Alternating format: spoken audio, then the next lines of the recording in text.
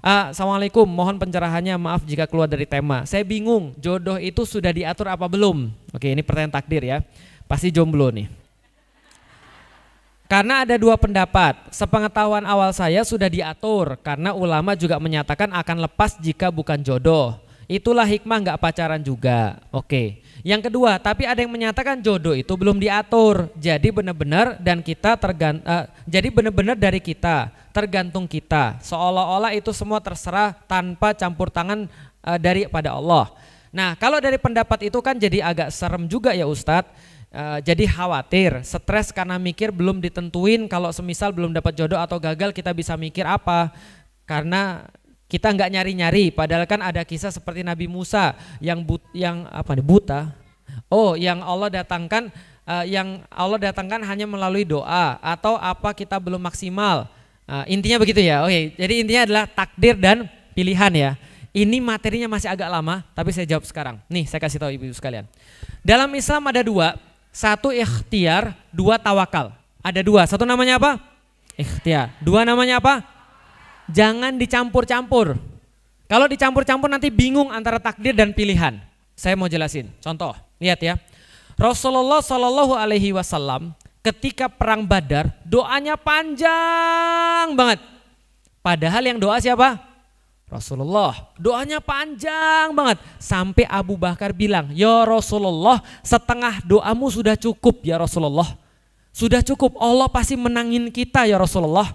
Pertanyaannya, apakah ada yang bilang Rasul kayaknya nggak yakin menang nih? Doanya panjang amat?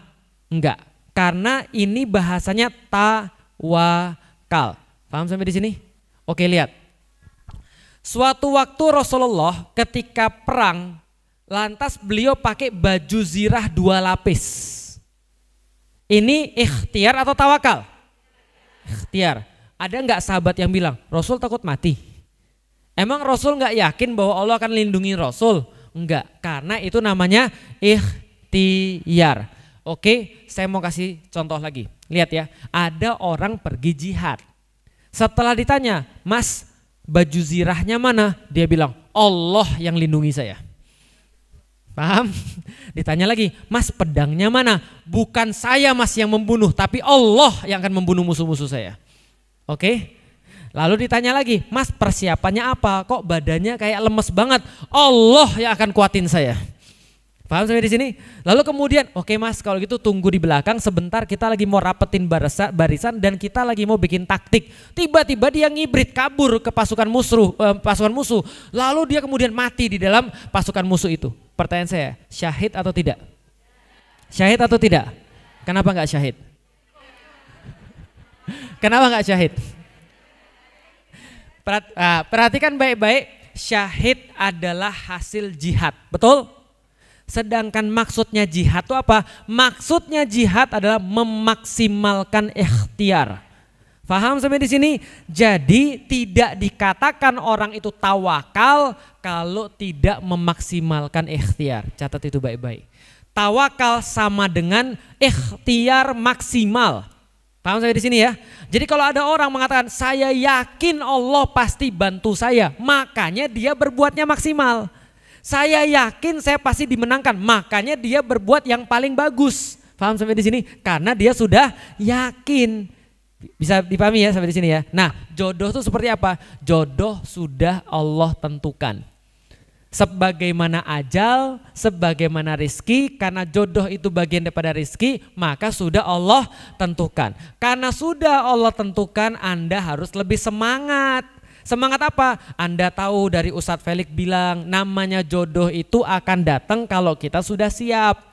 Kalau Felix Xiao belum masuk Islam, nggak mungkin jodohnya orang Muslim. Lah saya jodohnya orang Muslim karena saya sudah masuk Islam, belajar tentang Islam, maka datanglah jodoh saya orang Muslim. Gimana kalau ada orang-orang yang cerai Ustadz? Berarti jodohnya sampai di situ selesai. Paham ya? Jadi yang kita bahas itu adalah yang kita kuasai. Sedangkan yang kita tidak kuasai kita tidak bahas. Memang ini agak sulit. Contoh, lihat ya, jodoh, rizki, ajal, termasuk anak, itu adalah ketentuan Allah. Teman-teman saya itu ada lumayan banyak orang-orang yang sudah nikah lama tapi belum dapat anak. Kalau dia memikirkan yang bukan urusan dia, dia masih stres. Kenapa saya tahu? Saya nikah sama istri saya tahun 2006, 02 tahun. Jadi begitu nikah, dia langsung hamil, setelah hamil keguguran. Setelah keguguran gak dapat lagi selama 2 tahun. Kita tahu gimana rasanya, 2 tahun aja kosong, kita tahu gimana rasanya. Tiap kali kemudian tiap bulan merasa bahwa sudah telat beli test pack. Test pack gak mahal dong, pagi-pagi ngelihat 1 garis stres, 1 garis stres, 1 garis stres. Berbulan-bulan test pack tuh udah banyak tuh. Kemudian kita ngelihat orang lain, berita, berzina, hamil, dia zina loh. Paham? Kita jadi suudzon kepada Allah. Zina aja jadi loh. Kita nyari loh. Gak dapat. Coba, padahal urusan kita tuh bukan. Anak tuh bukan urusan kita. Kalau kita mikir kayak gitu kita jadi stres. Memang susah. Kayak saya sampai sekarang stres. Mikirin kenapa bapak saya belum masuk Islam.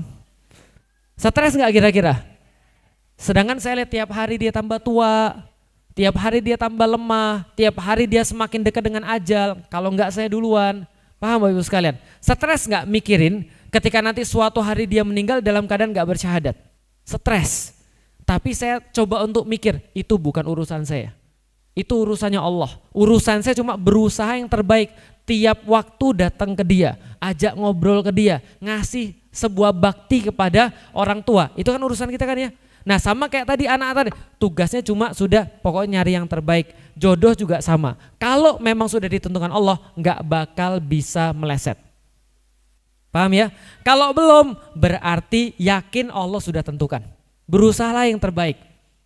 Ada rezeki orang punya anak banyak, ada rezeki orang didik anak orang lain. Kebayang Anda seorang Rasulullah, ngomong kemana-mana, mengislamkan siapapun, tiba-tiba gak punya anak laki-laki. Somehow anak laki-lakinya meninggal semua. Coba gimana perasaan Rasulullah? Belum lagi kemudian sudah perasaannya beliau sendiri, orang lain bilang, dasar ngomong doang, terputus tuh orang, abetar. Ya kan ya, dia gak punya anak laki-laki, gak ada yang lanjutin dia. Gak ada yang lanjutin Muhammad cuma ngomong doang. Maka Allah hibur dengan ayat, inna syani'aka huwal abtar. Sesungguhnya yang membencimu itu orang-orang yang terputus. Mereka lah yang gak punya anak, bukan kamu yang gak punya anak.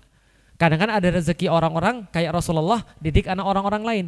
Karena ternyata di dalam Islam, anak orang lain itu bisa juga ngirimin kepada kita pahala. Ya cuman memang susah sih. Kenapa susah? Itulah manage perasaan. Semakin susah Anda manage perasaan Anda untuk bisa taat pada Allah dan yakin dengan berhusnudzon dengan Allah, maka itulah pahala sebesar itulah yang Anda dapat. Paham ya? Husnudzon pada Allah tuh gak mudah. Makanya ada satu hadis yang sangat menyenangkan. Apa hadisnya? Keridoanku akan aku berikan dengan hamba-hamba yang ridho kepadaku. Paham maksudnya? Lah Anda kan selama ini hidup kan nyari ridho Allah. Tahu gak cara paling gampang dapat ridho Allah? Ridho dengan ketentuan Allah. Sudah nyari sebaik-baiknya, sudah ikut kajian, sudah coba untuk ta'aruf, ada laki-laki yang baik kita tawarin, gimana mau nggak saya jadi istrinya dan segala macam. Ternyata belum ada respon, ternyata belum ada kemudian jalan yang kita tempuh, belum ada hasilnya. Ya udah, berhusnudzon pada ketentuan Allah, itulah keriduan Allah. Walaupun susah, saya nggak bilang mudah, susah iya, tapi ridho saja dengan ketentuan Allah. Itulah tanda Allah ridho dengan kita.